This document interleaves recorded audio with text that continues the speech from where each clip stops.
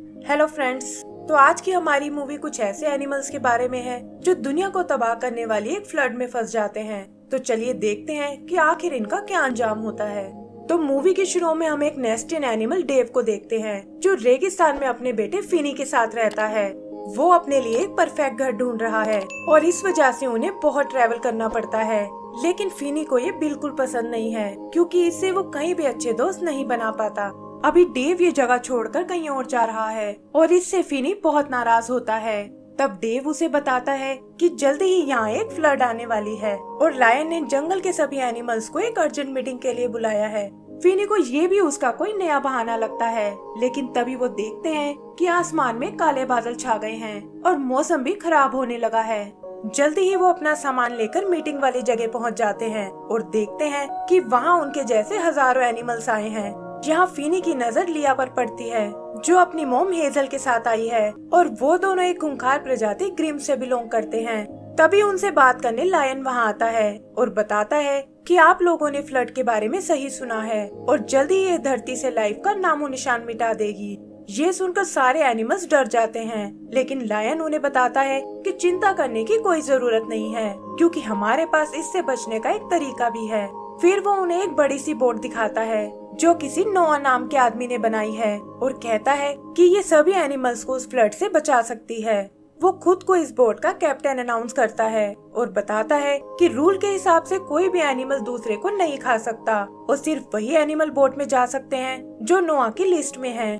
अगली सुबह सभी एनिमल्स अपने ऑडिशन के लिए आते हैं जहां लायन और उसके साथी चेक करते हैं कि वो नोआ की लिस्ट में है या नहीं। एक एक करके सभी क्वालिफाइड एनिमल्स को मार्क कर दिया जाता है और फाइनली बारी आती है डेव की फैमिली की। लेकिन पता चलता है कि उनका नाम तो लिस्ट में है ही नहीं और ये सुनकर डेव परेशान हो जाता है। वो उन सब से बहुत रिक्वेस्ट करता है कि आप हमें इस तरह नहीं छोड़ सकते, लेकिन लायन को इससे कोई फर्क नहीं पड़ता।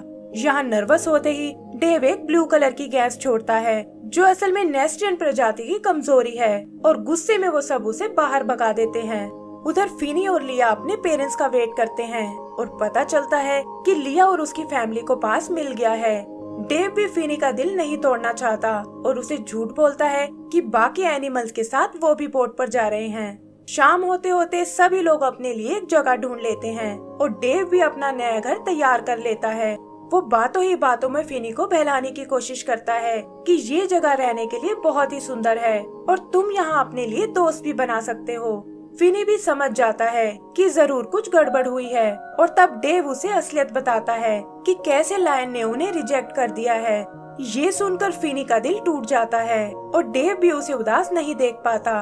वो प्रॉमिस करता है कि हम उस बोट में जरूर जाएंगे और ये कहकर उसे गले से लगा लेता है। अगली सुबह सभी एनिमल्स बोर्डिंग करने लगते हैं जहाँ एक फ्लामिंगो चेकिंग करने में उनकी मदद कर रहा है। तभी वहाँ दो शैतान ग्रिफिन आते हैं जो लाइन तोड़कर अंदर घुसना चाहते हैं, लेकिन पास ना होने के कारण गोरिल्ला उन्हें उठाकर बाहर फेंक देता है। उधर डेव रूप बदलकर एक ग्रिम का बेस बना लेता है और वो लिया और उसकी मॉम के साथ अंदर जाने की कोशिश करते हैं। हेजल उनकी पोल खोलना चाहती है, लेकिन फ्लेमिंगो को लगता है कि ये शायद आपस में हस्बैंड वाइफ है और वो उन्हें अंदर जाने की परमिशन दे देती है। एक चिंपैंजी उन्हें उनके रूम तक लाता है, लेकिन हेजल अभी भी डेव पर बहुत नाराज होती है। उधर फिनी और लिया शिप को चेक करने जाते हैं और लिया बताती है कि मैं उस फ्लड को अपनी आंखों से देखना चाहती हूँ। बचते हुए वो किसी तरह ऊपर के डेक तक आते हैं, लेकिन एक गार्ड उन्हें वहाँ देख लेता है और वो उससे बचकर भागने लगते हैं। फिनी ये देखकर घबरा जाता है, लेकिन देखता है कि लिया ने गार्ड को डराकर भगा दिया है। वो लिया से बहुत इम्प्रेस होता है और तभी वो देखते हैं कि फ्लड तेजी से उनकी बोट की ओर आ रही है। उन्हें लगता है कि अच्छा हुआ हम टाइम से बोट पर आ गए, लेकिन फिनी देखता है कि वो बोट की बजाय एक प्लेटफॉर्म पर खड़े हैं जो उस बोट के साइड में लगा हुआ है। जल्दी ही फ्लड उस बोट तक पहुंच जाती है और इनके लाख कोशिश करने पर भी ये दोनों बोट में नहीं चढ़ पाते। तभी अचानक वो प्लेटफॉर्म टूट जाता है और इससे पहले कि वो नीचे पानी में गिर पाएं, ग्रिफिन्स उन्हें पकड़कर अपने साथ ले जाते हैं। उन्हें लगता है कि शायद वो उन्हें बचाने आए हैं, लेकिन लिया बताती है कि मुझे इनके इरादे बिल्कुल ठीक नहीं लगते। फिर एक ग्रिफिन फिनी को निगल जाता है, लेकिन नर्वस होने के कारण वो ब्लू गैस छोड़ने लगता है और इसी चक्कर में लिया और फिनी बचकर एक आइलैंड पर आ गिरते हैं। वहाँ वो एक बार फिर उस बोट को देखते हैं जो धीरे धीरे उनसे दूर जा रही है और लिया कहती है कि फ्लड से बचने के लिए उन्हें ऊंची जगह पर जाना होगा। उधर डेव और हेजल भी उन दोनों को बहुत ढूंढते हैं, लेकिन उनका कुछ पता नहीं चलता और वो समझ जाते हैं कि हम उन्हें पीछे छोड़ आए हैं। चिंपैंजी उनके पास 2 हिप्पो किड्स को लेकर आता है, लेकिन डेव कहता है कि ये हमारे बच्चों जैसे बिल्कुल नहीं दिखते। तभी वो हिप्पो उसकी ड्रेस को खा जाते हैं और इससे डेव का राज खुल जाता है। गार्ड्स उन दोनों को एक जेल में डाल देते हैं और उनके समझाने के बावजूद लायन उनकी मदद करने से मना कर देता है। हेजल को लगता है कि ये सब डेव की ही गलती है और वो उसे जल्दी से कोई आइडिया सोचने को कहती है, वरना वो उसे मारकर खा जाएगी। इधर लिया भी फिनी को बिल्कुल पसंद नहीं करती और कहती है कि यहाँ से हमारे रास्ते अलग अलग हैं। रात को वहाँ बहुत तेज बारिश होती है और लिया देखती है कि फिनी ने अपने लिए एक शानदार घर बना लिया है और ना चाहते हुए भी उसे उसके पास जाना पड़ता है। वहाँ वो फिनी को चमकते हुए देखती है और फिनी बताता है कि ये उनकी बॉडी का स्पेशल फंक्शन है। वो एक बार फिर लिया से दोस्ती करने की कोशिश करता है, लेकिन लिया कहती है कि वो तो बस यहाँ शेल्टर लेने आई है और सुबह होते ही वो अलग रास्ते पर निकल जाएगी। लेकिन अंदर से वो दोनों ही बहुत डरे होते हैं और उम्मीद करते हैं कि उनके पेरेंट्स उन्हें लेने जरूर आएंगे। जल्दी ही सुबह हो जाती है और वो देखते हैं कि फ्लड का पानी उनके घर तक पहुंच गया है। फिनी अपने लिए एक बोट तैयार करता है, लेकिन वो भी गलती से उनसे दूर चली जाती है और ये देखकर लिया को बहुत गुस्सा आता है।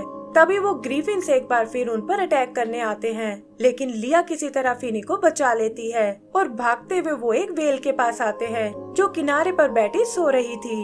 व्हेल चीख मारकर ग्रीफिन्स को दूर उड़ा देती है और पता चलता है कि वो भी फ्लड से डरकर भाग रही है।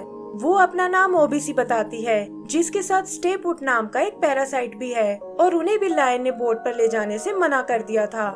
वो खुद भी नहीं जानती कि वो असल में एक पानी की ही एनिमल है और बाकी सब भी ये बात नहीं समझ पाते। फिनी उन्हें अपने साथ माउंटेन की ओर चलने को कहता है, लेकिन लिया को लगता है कि इस तरह उनकी स्पीड स्लो हो जाएगी। तब फिनी उसे समझाता है कि ओबीसी ने हमारी जान बचाई है और हम उसे इस तरह मरने के लिए नहीं छोड़ सकते। इधर वो ग्रिफिन्स उन्हें खाने का प्लान बनाते हैं और पत्थर से एक ऐसा ब्रिज तैयार करते हैं जिस पर आते ही वो सब नीचे गिर जाएंगे। फिनी और उसके दोस्त भी माउंटेन की ओर आगे बढ़ने लगते हैं और देखते हैं कि फ्लड का पानी तेजी से उनके करीब आ रहा है। उधर डेव और हेजल जेल से निकलने का प्लान सोच रहे हैं और तभी डेव को एक आइडिया आता है। वो ऐसा शो करते हैं जैसे हेजल उसे खाने की कोशिश कर रही है और ये देखकर गार्ड उसे रोकने आता है, लेकिन वो उसे बेवकूफ बनाकर वहाँ से भाग निकलते हैं। गार्ड से बचते हुए वो शिप के कंट्रोल रूम तक आते हैं और देखते हैं कि बोट को खुद लायन चला रहा है। डेव एक बार फिर उसे प्यार से समझाने की कोशिश करता है, लेकिन लायन कहता है कि मैं किसी भी कीमत पर वापस नहीं मुड़ने वाला और डेव को खाने की धमकी देता है। तभी हेजल पीछे से आकर उसे बेहोश कर देती है और डेव बोट को वापस आइलैंड की ओर मोड़ देता है, जहाँ दूर उन्हें माउंटेन की चोटी नजर आती है। इधर वो ग्रिफिन्स अपने डिनर का वेट करते हैं और जल्दी ही फिनी और उसके साथी उस ब्रिज तक पहुँच जाते हैं। फिनी को लगता है कि उन्हें शायद कोई और रास्ता लेना चाहिए, लेकिन लिया कहती है कि पहले ही तुमने ओबीसी की हेड बनाने में बहुत टाइम वेस्ट कर दिया है और फ्लड भी लगभग हम तक पहुंच चुकी है। ये कहकर वो उस ब्रिज को क्रॉस करने लगते हैं, लेकिन वो उनका वेट नहीं सह पाता और पत्थरों के साथ वो भी नीचे गिरने लगते हैं। ग्रिफिन्स उन गिरते हुए पत्थरों में ट्रैप हो जाते हैं, लेकिन ओबीसी फिनी की हेड को एक पैराशूट की तरह यूज करके उड़ने लगती है। उड़ते हुए वो माउंटेन के काफी करीब आ जाते हैं, लेकिन तभी अचानक वो हेड टूटने लगती है और वो सारे क्रैश होकर नीचे गिर जाते हैं। यहाँ उन्हें ऊपर जाने का एक रास्ता दिखाई देता है, लेकिन लिया कहती है कि मैं तुम पागलों के साथ और नहीं रह सकती और आगे का रास्ता मैं अकेले ही तय करूंगी। फिनी को ये सुनकर बहुत दुख होता है, लेकिन ओबीसी उसे समझाती है कि टाइम आने पर उसका गुस्सा अपने आप शांत हो जाएगा। उधर बोट पर एक गार्ड लायन से मिलने आता है, लेकिन डेव और हेजल लायन को एक पपेट की तरह यूज करके उसे बेवकूफ बना देते हैं और कहते हैं कि थोड़ी देर तक हमें कोई डिस्टर्ब नहीं करेगा। आगे हम लिया को देखते हैं जो अकेले ही उस सुनसान रास्ते से आगे बढ़ रही है और सोचती है कि काश उसने अपनी मॉम का साथ ना छोड़ा होता। उसे खुद पर बहुत गुस्सा आता है और इसी चक्कर में चट्टान टूटने से वो नीचे गिरने लगती है, लेकिन एंड टाइम पर ओबीसी और उसके दोस्त वहाँ आकर उसे बचा लेते हैं। वो अपनी जान बचाने के लिए उनका शुक्रिया अदा करती है और साथ ही माफी मांगती है कि उसे उनसे इस तरह बात नहीं करनी चाहिए थी। फिर वहाँ से निकलकर वो सब एक क्रिस्टल केव में आते हैं और फिनी अपनी स्किल से सबके लिए बेड बना कर देता है। यहीं डेव और हेजल के बीच भी दोस्ती हो जाती है और वो प्रॉमिस करता है कि हम अपने बच्चों को बचा कर ही रहेंगे। जल्दी ही सुबह हो जाती है और फिनी देखता है कि केव में पानी भरना शुरू हो गया है।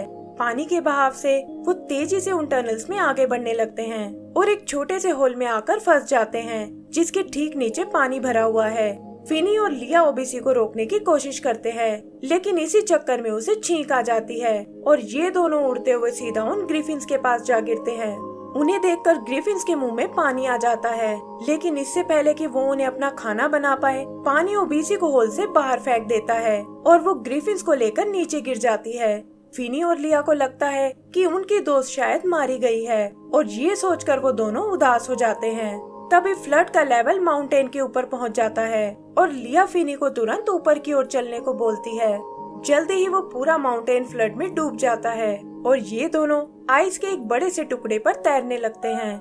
फिनी को लगता है कि अब शायद उनका आखिरी टाइम आ गया है, लेकिन लिया कहती है कि ये सब मेरी ही गलती है और अगर तुम नहीं होते तो हम शायद यहाँ तक नहीं पहुँच पाते। फिर वो फाइनली उसे अपना दोस्त बना लेती है और वो दोनों एक दूसरे को हग करने लगते हैं। तभी उनकी नजर उस बोट पर पड़ती है और वो समझ जाते हैं कि उनके पेरेंट्स यहाँ उन्हें बचाने आए हैं। इधर डेव और हेजल को पानी में कुछ नजर नहीं आता और लिया को भी लगता है कि हमें उन्हें कोई सिग्नल देना चाहिए। तब फिनी लिया से खुद को डराने को बोलता है और डेव देखता है कि पानी में एक जगह ब्लू स्मोक निकल रहा है। वो समझ जाता है कि ये उसका बेटा ही है और वो बोट को उनकी ओर घुमा देता है। तभी अचानक लायन की आंख खुल जाती है और इससे पहले कि वो उन्हें जान से मार पाए, डेव अपनी ब्लू गैस से उसे बेहोश कर देता है और फिर वो अपने बच्चों को बचाने निकल जाते हैं। उधर लिया अपने शार्प पंजों की मदद से बोट से चिपक जाती है, लेकिन फिनी आइस टूटने से नीचे पानी में जा गिरता है। हेजल लिया को वापस शिप पर खींच लेती है और लिया उन्हें बताती है कि फिनी की जान खतरे में है। डेव ये सुनकर उसे बचाने जाता है और हेजल और लिया भी उसकी मदद करने जाती हैं। वहाँ वो देखते हैं कि फिनी को होश नहीं आ रहा और ये देखकर लिया को बहुत दुख होता है। डेव भी अपने बेटे को गले से लगा लेता है और तभी वो देखता है कि फिनी को होश आ गया है। उन्हें ये जानकर बहुत हैरानी होती है कि वो दोनों पानी में भी सांस ले सकते हैं और डेव समझ जाता है कि पानी असल में उनका असली घर है और नेस्ट्रियन यहीं रहने के लिए बने हैं। तभी वो ग्रिफिन लिया और उसकी माँ पर अटैक कर देते हैं, लेकिन डेव अपने ब्लू स्मोक की मदद से उन्हें बचा लेता है और फिनी को अपने साथ बाहर आने को कहता है। लेकिन फिनी के दिमाग में तो कुछ और ही चल रहा था और वो ग्रिफिन्स को अपने पीछे लगाकर उस क्रिस्टल केव में चला जाता है। वहाँ वो उन्हें एक जाल में फंसाने की कोशिश करता है, लेकिन ग्रिफिन उसे काट डालते हैं और फिनी को खाने के लिए उसका पीछा करने लगते हैं। लेकिन इससे पहले कि वो उसे पकड़ पाए, ओबीसी वहाँ आकर उन दोनों को निगल जाती है और बताती है कि अब वो भी अपने बारे में जान चुकी है कि उसका असली घर ये पानी ही है। फिर वो उन सबको वापस बोट पर पहुँचा देती है, जहाँ हेजल फिनी की हिम्मत की दाद देती है और कहती है कि तुम्हारे बिना मेरी बेटी नहीं बच पाती। तभी वो चिंपैंजी वहाँ आकर उन्हें अपने रूम में जाने को कहता है, लेकिन फिनी कहता है कि हमें बोट पर रहने की कोई जरूरत नहीं है क्योंकि अब हमें अपना असली घर मिल चुका है। ये कहकर फिनी और डेव नीचे पानी में कूद जाते हैं और हम देखते हैं कि वो भी बोट के साथ साथ आगे बढ़ रहे हैं। लायन और उसके साथी भी उन्हें देख लेते हैं और लायन कहता है कि हमें शायद इन्हें पहले ही बता देना चाहिए था कि ये दोनों असल में पानी के जीव हैं। एंड सीन में हम उस बोट को अपने फाइनल डेस्टिनेशन की ओर जाते हुए देखते हैं और इसी के साथ हमारी ये मूवी खत्म हो जाती है। तो दोस्तों, अगर आपको ये मूवी पसंद आई हो तो प्लीज हमें लाइक एंड सब्सक्राइब करना ना भूलें। Thank you.